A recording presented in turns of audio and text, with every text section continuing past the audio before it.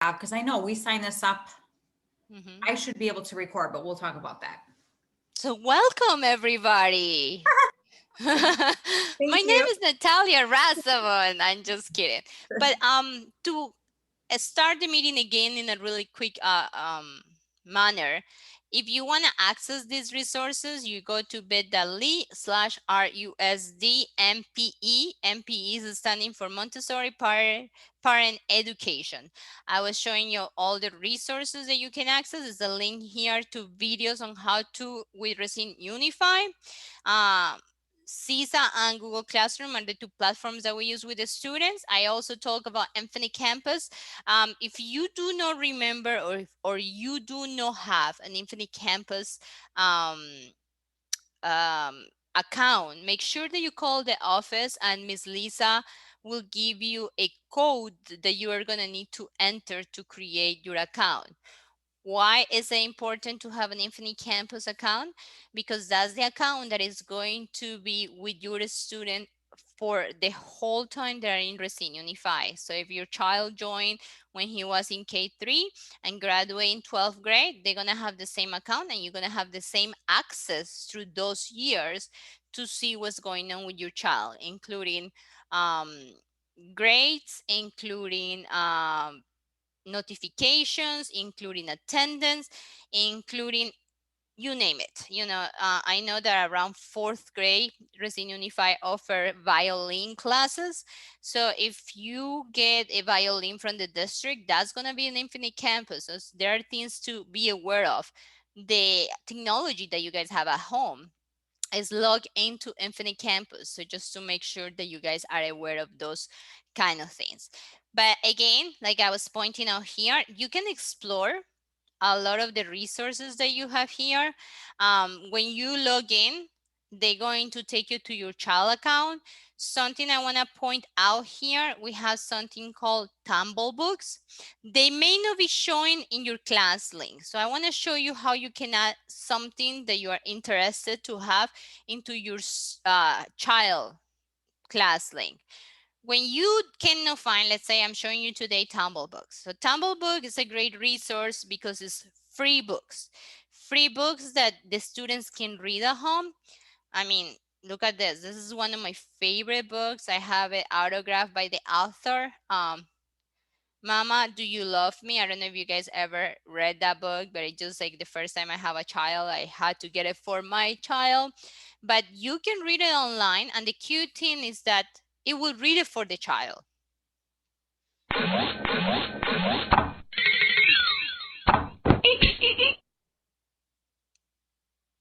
Let's go to the next one. Mama, do you love me? Yes, I do, dear one. How much? I don't know why this I is. love you more than the raven loves his treasure. Okay, so look at how cute this is. So let's say that you open your device today and you say, oh my goodness, I really want Tumble Books because my child would really enjoy to use that. But you come here and you don't see it.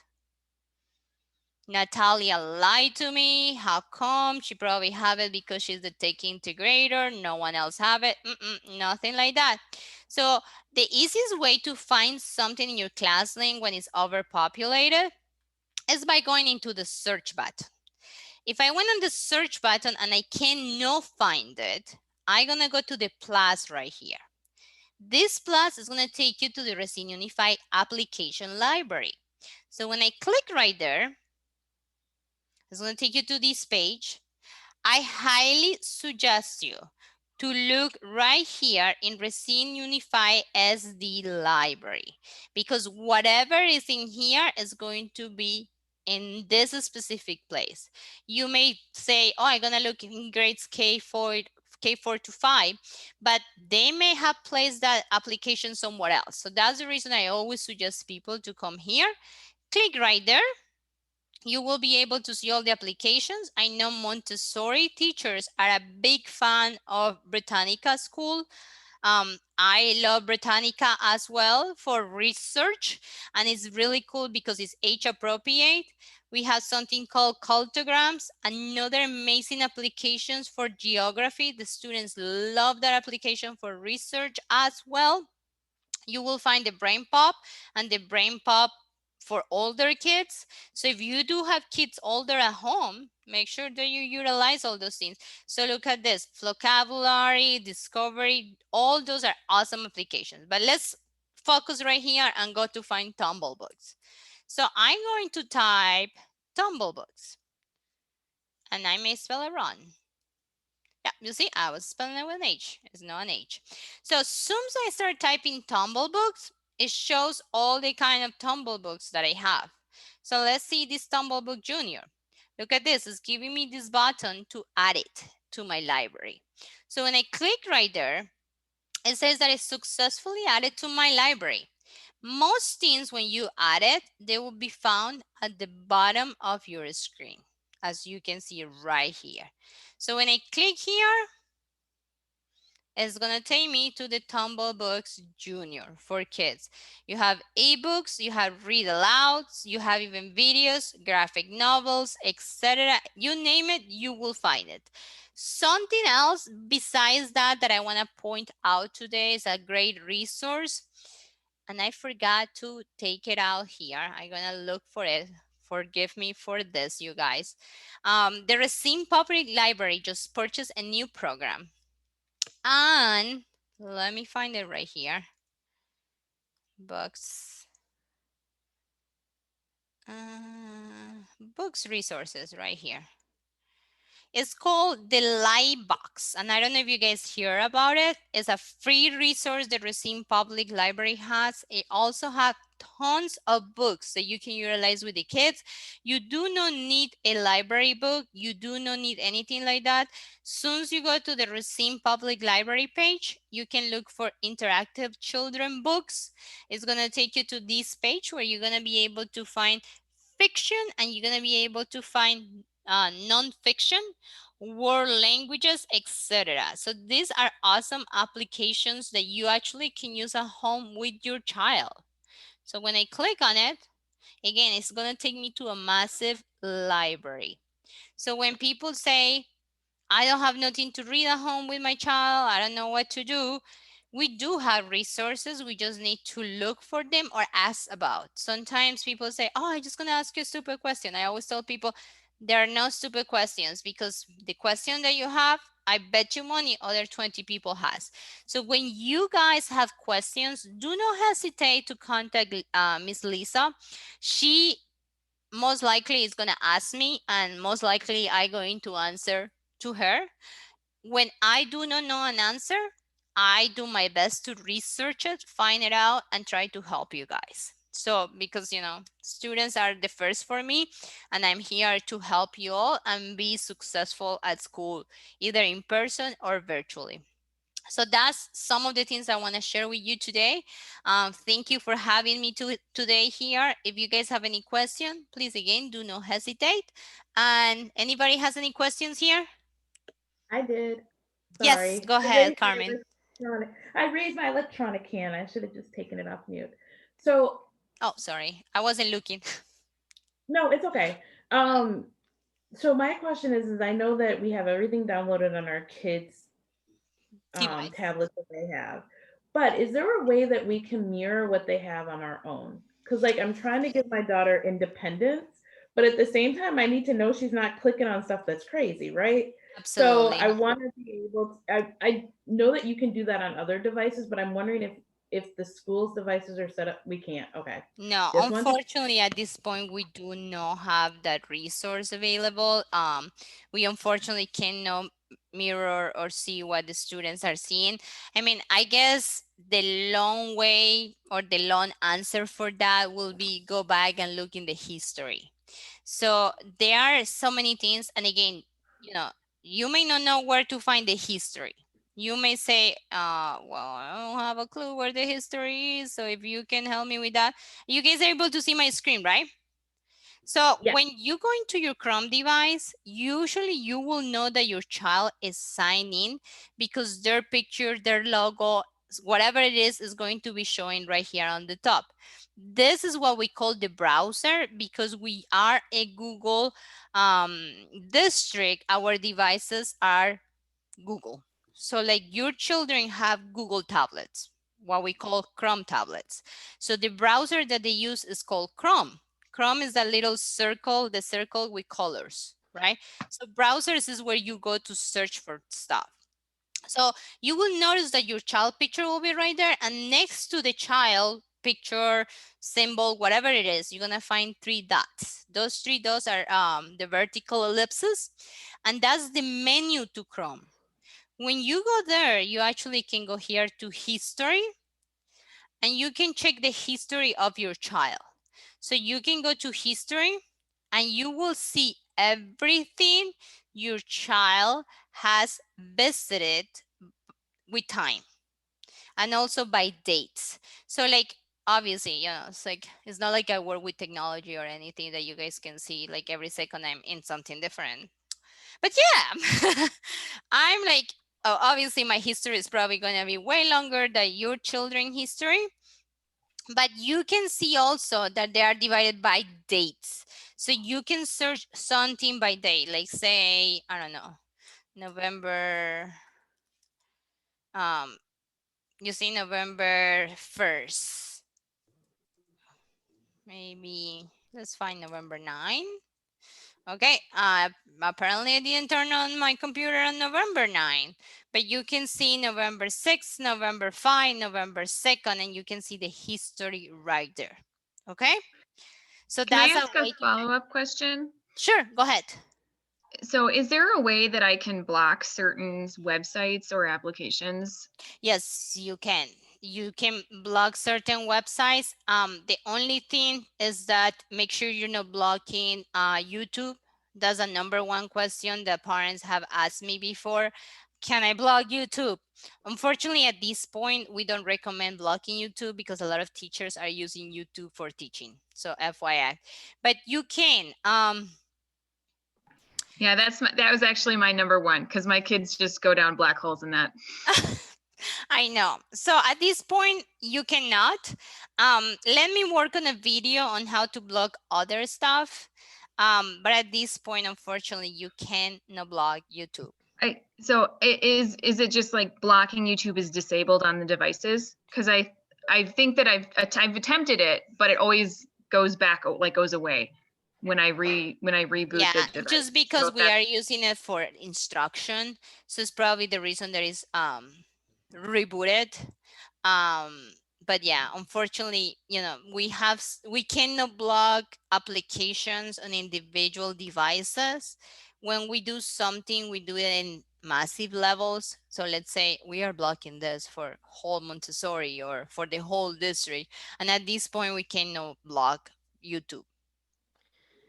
Natalia, Yes. a few parents have sent me some questions that they were hoping you could give some background on or do some modeling of how to access. Sure. One of them is how to access their child's report card. Yep. So the way to access the report card will be through your Infinite Campus. So I'm actually going to be showing you how to access my personal report card. So when I go in a browser, and even if you're using your child device, if you type Racine Unify, well, I have it saved by heart, but let's put it right here. Okay. So when you're right here, what you do is you go to the parent portal. That's how you're going to be accessing your child's report card. So now, obviously, you guys have such a young students that is not going to be able to access the campus for a student. That's when the high school students can access their own campus. You will be accessing the parent campus. So when I click right there, I already populate my information. This username and this password was created by you when you joined Racine Unify. If you do not remember this information, please contact Lisa at the front office and she will be able to help you. So then when I log in, it's run. Let me see. And this is what happened when you forget your own password. My goodness, I forgot my own children password. So in that case, you guys, I will show you the video. And I'm just gonna skip a bunch of stuff so you guys can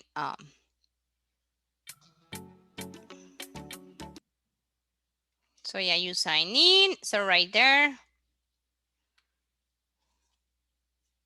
My apologies. Enter your username and password. If you do not remember your username or password, please contact your student school office. On the bottom of that page, you will be also able to change the language again. Here, you only will be able to find 4 different languages. Inside the Parent portal, I will be able to see all my students that are enrolled in Racine Unified. So right here, you can see that your grades are going to be able to be found here where it says grades. I highly recommend you guys to download the application on your phone. So I have the application here. It's called Campus. Oh, sorry. I need to remove my background. It's a P. Can you guys see it? The P? No? It's A hard. little bit on and off. Yeah, I know. Well, it's an application there. So that application is going to take you to this portal. I think it's when I get close to it. Okay, to this portal where you're going to be able to sign in, and then the grades are going to be populated here. So my suggestion is go to your device and download. When you're looking in your app store, you're going to be looking for Infinite Campus or Parent Portal. And then you're going to be able to sign in and see your report cards. But that's here on the it's right here on your gradebook updates. So FYI. Melissa, do you have any other questions? Yes, some classroom parents of mine, just 2 more questions. One was asking about how to utilize Snap and Read, and the other one was how to utilize Inner Explorer at home. Okay, so I'm not very familiar with the Inner Explorer, but I can show you how to utilize Snap and Read. Awesome. Snap and Read is an application that the district have, and when you sign into the computer, you have these little like gadgets here on the top. These are called extensions, and extensions will allow you to utilize stuff better or add something to something that you already have.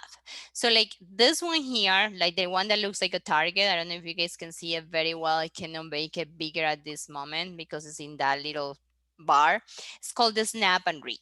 So if you do not see it there, when you sign your child to the computer, you need to go into your browser and type Snap and Read. As you see it right here, it's called Snap and Read Universal. And when you click there, it's going to take you to a main page where you're going to be able to sign up. So when you sign up, you need to make sure that you sign up with Google. Mine, obviously, I have, manager credentials. So that's the reason it's not allowing me. But it's going to ask you to sign up with Google. When you sign up with Google, you're going to come here, says Snap and Read, and you can turn it on. What is a Snap and Read? Snap and Read is a tool, if you see it here on my right, it's a black bar that it will allow me to read from the web. So what do you mean by that, Natalia? When my Snap and Read is turned on, you have a black bar right here. You can go to any website. I'm gonna go to Cultograms, since Cultograms is one of my favorite applications because it teaches you about geography and it teaches you about the world. It has a kid edition, a world edition, states edition, and Canada edition. So if you guys are Canadians, you can teach your child about Canada. So I'm gonna go into the kids edition. And then when I'm here, I still see my black bar on the side. That means my Snap and Read is turned on. I'm gonna go to North America.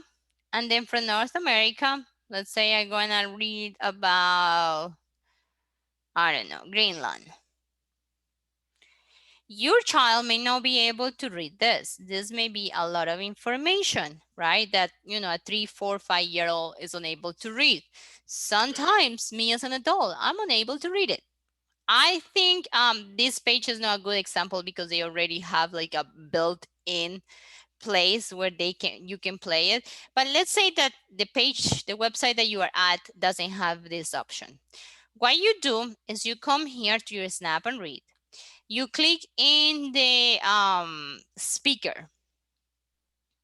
Then you come and around click, 80% of Greenland is covered with ice. The official name for Greenland is Kalalit Nunaid, meaning land of the Greenlanders. The original Inuit inhabitants of Greenland came from the west. So look at that, it's reading it for you. Let's say I'm a wonderful reader, but there may be some words that I do not know how to read. I can go to the second tab. I can highlight them.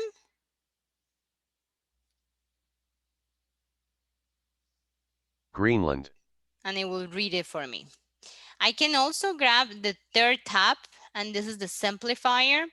When you find like hard words, it will make it like in an easier word. I don't know if you change it. If you see, there are some words that are like italic, that means those were simplified. Let's see if it did work. Sometimes it does, sometimes it doesn't.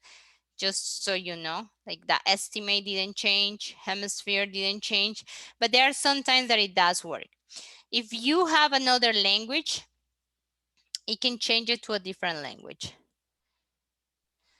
So look at that. It changed it because I have preset it for Spanish. So it changed it right here to Spanish. I don't know if you guys noticed that. You can also use kind of like a highlighter, since sometimes it's really hard to read on the web. Ta, ta, ta. I love to use this with my own children at home. So how do I turn on all those settings? When I'm here on my Snap and Read on the top, I actually can go here to options, and from options, I can change the volume, I can change the speed, the pitch. If I want to use the simplify words, I can also use the translation if you want to turn it from one language to another, and you can change the language, the person that it reads to you. So those are one of the options that you can utilize with Snap and Read. So this is a great resource. I do always tell parents and students, please utilize it. I want to show you something really cool about this. I don't know if you guys see it here, maybe not here, but when you go here, do you see the remove distractions here?